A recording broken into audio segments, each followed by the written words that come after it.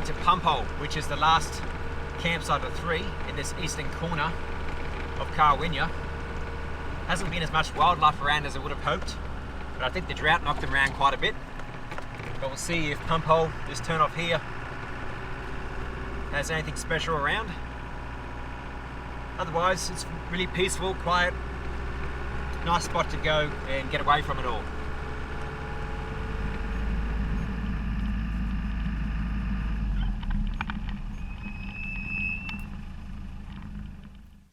There's some relics from the pastoral days along the way to Pumphole. I'm not sure what most of these machines would have done, but this one has a lot of gears and cogs and chains, so it could have been adjusted quite a bit. That one over there looks like it might be some form of grader for grading tracks. The rest of us don't have a clue. But I'd say they were probably expensive back in the day, but would have been a great assistance to the stockman to keep everything running now that they sit here and rust away.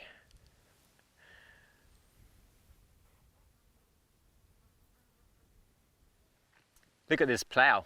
It has its own little system for dropping seeds down chutes and into the hole as it gets pulled along. Things on top spin around, so seed by seed they get thrown down. It's very ingenious. Don't know how they would have gone out here though trying to plant anything. It's very poor soil, mostly sand and silt. Not much value in it. I can see why it's called Pumphole now. It's this beautiful, giant, portable steam engine. This is probably one of the largest I've seen yet in Outback, Queensland. This big wheel on the side runs a big belt, which goes down to another belt, which joins another belt, which then eventually hits the pump unit, which then pumps the water up to wherever it went. Perhaps some storage tank up here. There's a few tanks around. Or maybe it sent it out to the fields where they did some farming.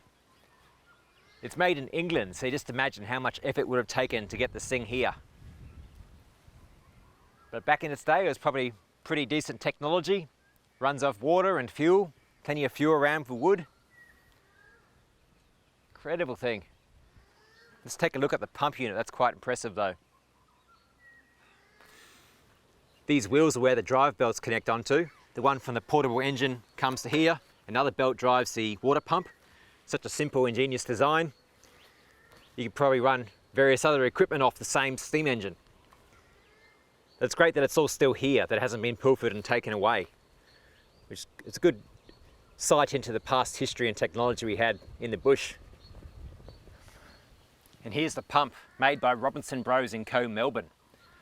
Such a simple little thing, but incredibly made to last decades. Solid cast iron. Has this giant chimney on top, which I'm thinking may be the water output because there's no other place the water comes out. But it gets sucked up this big tube and it must come out here and got sent off somewhere else. Other pipes joining on top, which has since been removed. Incredible thing though. Built to last decades in the harsh bush. Look at this bush-made windmill. It actually uses part of a 4-cylinder engine block, which has been cut up in half. And I'd say they've probably used a crankshaft to turn, well, it would have been one of the pistons to cause the main rod to move up and down. Such an ingenious little bush mechanics workaround. I guess it must have worked with whatever scrap iron they had around. Not sure what they were pumping from, but maybe it was a secondary pump. There's some posts here which may have been some form of shelter. So maybe a local water supply pump. Incredible though, just whoever would have thought of that. The campgrounds are quite basic. Again, you must be fully self-sufficient, but there's a couple of tables and plenty of space to choose anywhere along the water hole. Just drive on in and find a spot you like. Loads of shade, nice and peaceful. A bit more wildlife here. It seems the birds are a bit more active, but still not much else. No wallabies anywhere, no lizards or snakes. So I'd say still it's a bit harsh after the drought. But yeah, very nice quiet spot. Great if you have a little canoe, bring it in, go for a paddle or a swim in summer.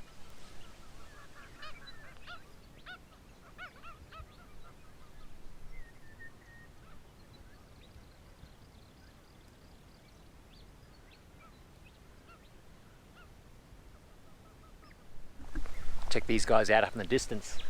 Mob of feral goats just started walking through, just as I made my way back to camp. A happy, healthy little bunch. I've seen plenty of droppings and tracks all over the place throughout the park, so there must be still a fairly big feral goat population. They don't seem too afraid of me, but oh, there they go. They've got the trot on now. Which is still a shame that there are such big populations around. They do cause quite a bit of destruction to the land. You can see the leader out in front, the massive horns. The rest just following suit. Looks like they're heading down to do an afternoon drink. Did I hear someone say beef roast? Well, tonight's going to be a special night. It's a 1 kilogram beef roast I'm cooking up in the oven. So, it'll be with capsicum, sweet potato and onion as well. So get these cut up and we'll put them in the pan. Fairly fancy dish for tonight, I think. I'll cook these up in sort of wedges, but not too thick, as it can take a bit of time for the oven to cook them through. Just look at that, beautiful. That'll last me a couple of days at least, as well as meat for lunch. Add in some spices, got some garlic, pepper steak, and Mexican chili. Good dash of this. Throw on top the salt. And a nice dash of olive oil. A hearty meal in the bush. It'll take about 2 to 2.5 hours at least to cook. I'll check on it about halfway through and I might try and turn it over a little. But we'll see how this works out. And there we have it, a beautiful beef roast, nicely cooked. Some of the veggies still need a bit more time. The sweet potato still a bit hard, so I'll put that back in for a bit longer. But the meat's ready to go, beautiful. The beef roast turned out beautifully last night. The meat was perfectly cooked in about 2.5 hours, but the vegetables took an extra hour to get cooked all the way through, particularly the sweet potato. It's only my second time cooking a roast beef in the oven, but I think next time I'll cook the vegetables first for 1 hour and then add the meat and finish it off for another 2 to 2.5 hours. And that should bring everything cooked together at the same time for a full meal. But otherwise, very happy. It's a great way to have a beef roast in the bush and not have to worry about having a fire. I'm continuing further into the park out to Myninya camping area, and before I do, I'll just do a quick radio check and see what the weather conditions are like. There's been a bit of cloud cover around, some mild sprinkling. I'm pretty sure there won't be any big rain coming, but just to be sure, as well as log in my position. So I'll give Alice Springs Base a call, which is currently on skeds. Alice Springs from mobile 0. Good morning, how are you? Yeah, doing really well, thanks. Beautiful day today, over. Okay, mate, and whereabouts are you, Brett? Currently in Currawinya National Park and about to head to Myninya camping area, over.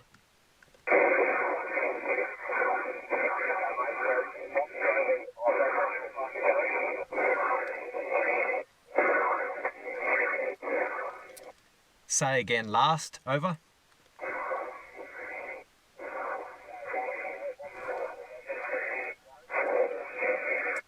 It was Currawinya National Park, heading to Myninya camping area, over.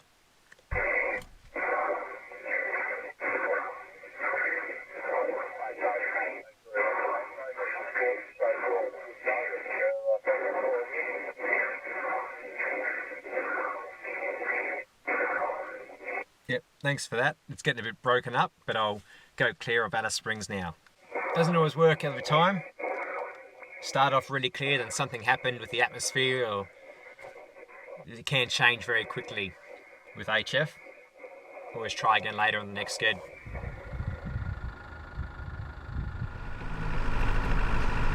I just turned off the Yulo Hungerford Road onto Beefwood Road, which will take me out through Beefwood Hut up to the next campground. So there's 22 k's to go to get to Beefwood Hut, which is the first highlighted on the track. It's one of the old huts I think the stockmen used to use, I believe, when droving either sheep or cattle back and forth.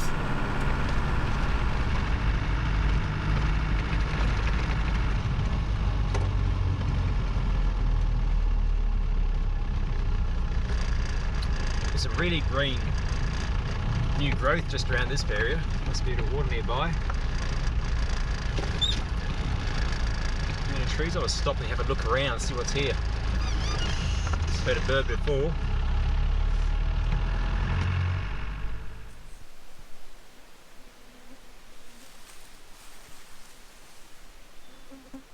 Such a beautiful collection of herbs here.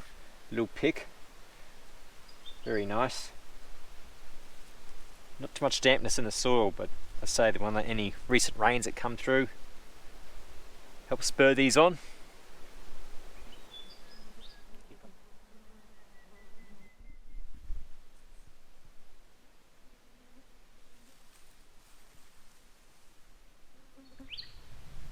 No sign of water anywhere, but the ground is fairly moist. Maybe it's just a higher spot, a bit more condensation in the area. Loads of bird life around. I saw a few parrots off in the distance. It's a nice little oasis, green.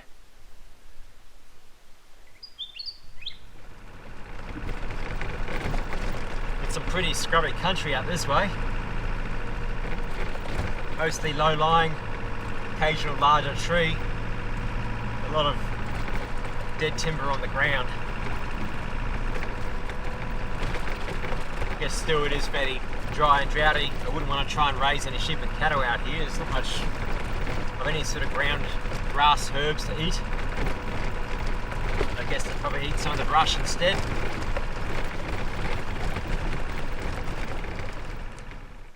I've reached a boundary fence, which I believe was part of the original park, and everything on this side now is one of the new acquisitions, as everything from Beefwood Hut onwards is part of a new section of park which has only just recently opened, and there'll be even more of a new acquisition opened up in 2020.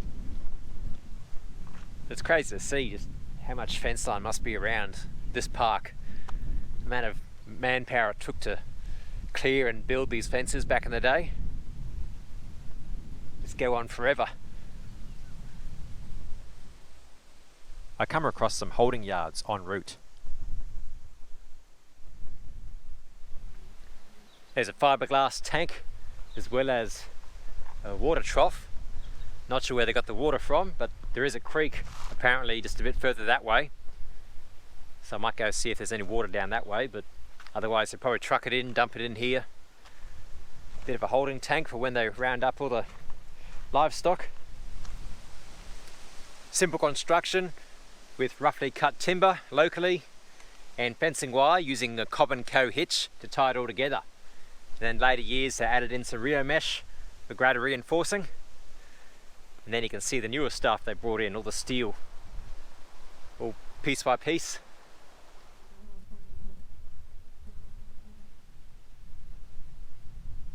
We've come across the remains of this emu foot. It's really well preserved out here in the dry.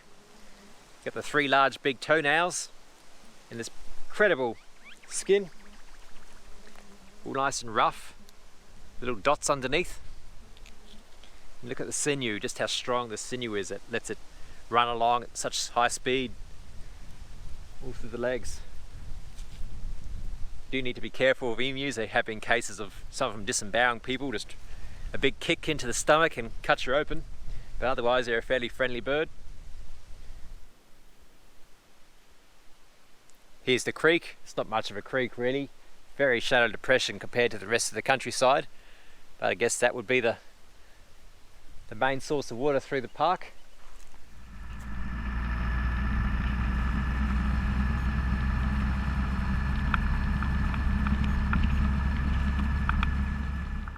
So there's 2 dams here, which only about 800 meters or so from the holding yards.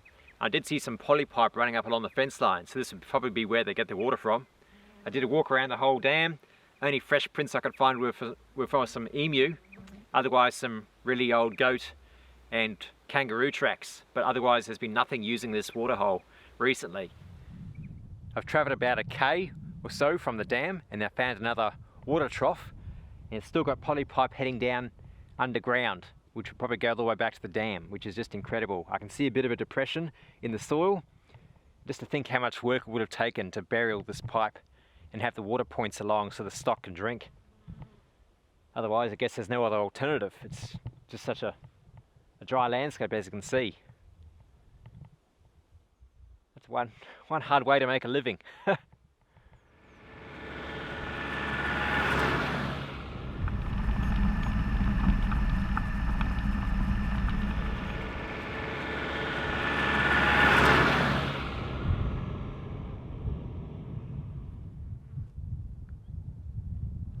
I pulled off the side of the road and found this beautiful plant with all these little yellow flower balls. It's very pretty. There's some butterflies on another plant just nearby, also in flower. I saw this beautiful tree as I was passing. It has such an incredible bark. All these little patterns form up, all textured. Very pretty. All the leaves just droop down. Goes all the way up the bark, all the way out to the limbs.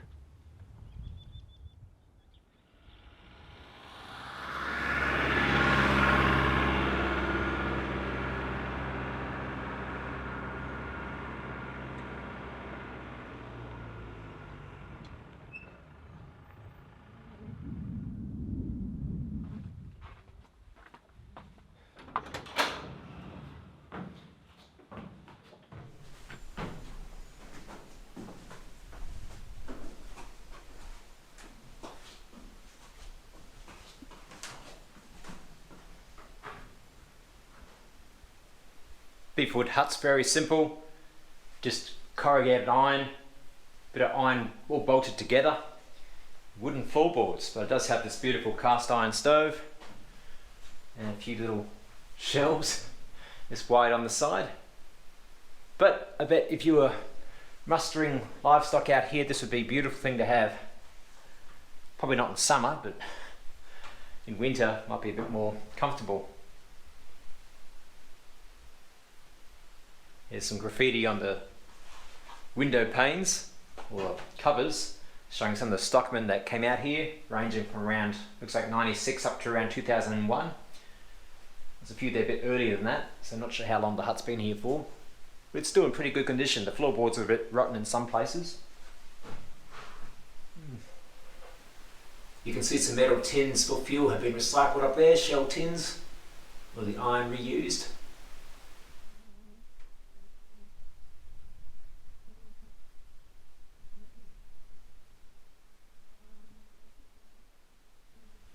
And most importantly, 30 metres back from the hut is the thunderbox, or the outhouse, the bush dunny. Looks like they had their own bore here, plus the water tank to store the water, and a few little yards down the end.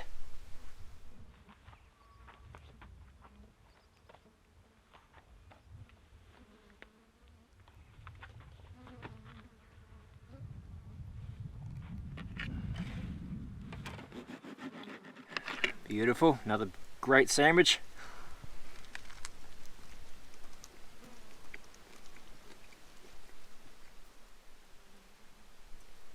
Well, I've had my 7 minutes of peace and quiet now, and you see I don't need much really to go camping out in the bush. The simple $28 fly net, a table I've had for 10 years, and a few bits of cutlery. You don't need much, you don't need to spend lots of money on the best and greatest gear. Just get out there and start exploring and enjoy the journey.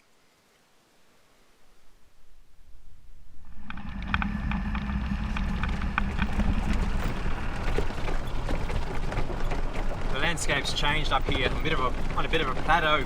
It's really rocky, the track's pretty rough. Very different from the lower lands where it's all silt and sand.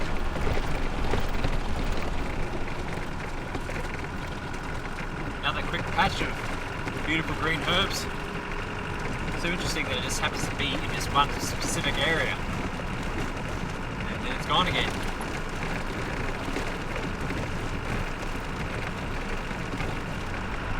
Just pulling up here now to a turn off to the Flora woolshed and the Myninya camping area. I think I'll skip the woolshed today, it's getting a bit late. Might just head straight to the camping area, take the rest of the day off.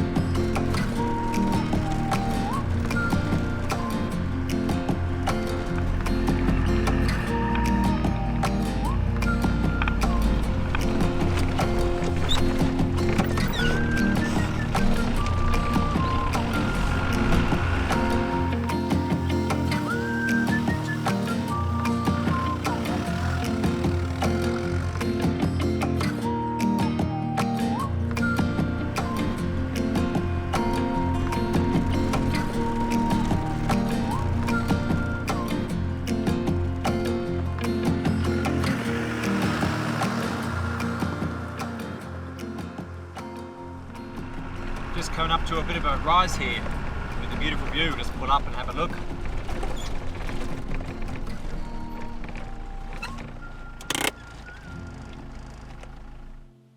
Just take a look out there. Quite a beautiful sea of green.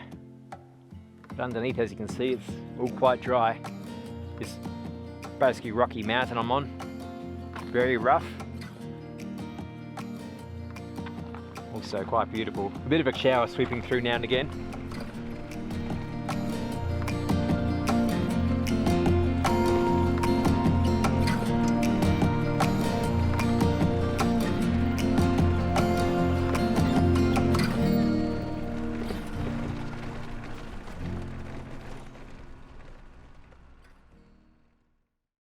I'm going to try again this afternoon to get some weather updates and try and contact Alice Springs and see how I go. It's still a bit of a weird signal because of the rain, clouds, atmosphere changes a bit. We'll see if I can get through clearly. Alice Springs from mobile over.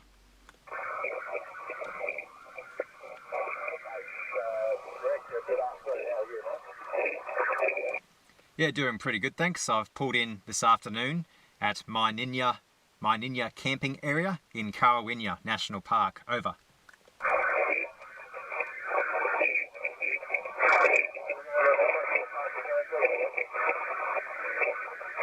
No go. Try again tomorrow. Dinner time now. I've got a nice beef stir fry coming on with plenty of mushrooms, capsicum and snow peas plus rice.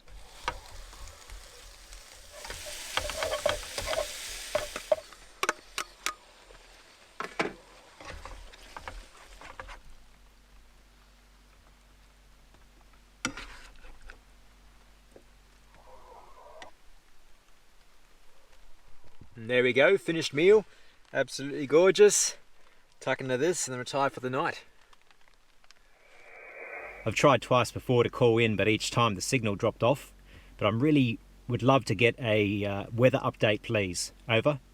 Tomorrow, they're talking about a late shower, but not a high probability of it. And if there is any shower, they're basically talking less than a mil. There you go. Third time lucky. Just depends the distance. It's funny that I couldn't get Alice Springs clearly or Charters Towers. Charleville is kind of okay, but yeah, I can contact Tasmania later on tonight. So it just depends how that ionosphere is going, you have the signals bouncing off and where it goes. But it's a success. It sounds like it's just a bit of rain tonight, maybe a bit tomorrow afternoon, but nothing for me to worry about. So I'll keep on with my plans. I don't need to escape at any time. Good. Time to lie back and read and hit the hay. If you've enjoyed this video and would like to help support the creation of more videos and see behind the scenes and bonus content, join me on Patreon. Click on the Patreon button on the side now. Thanks for watching.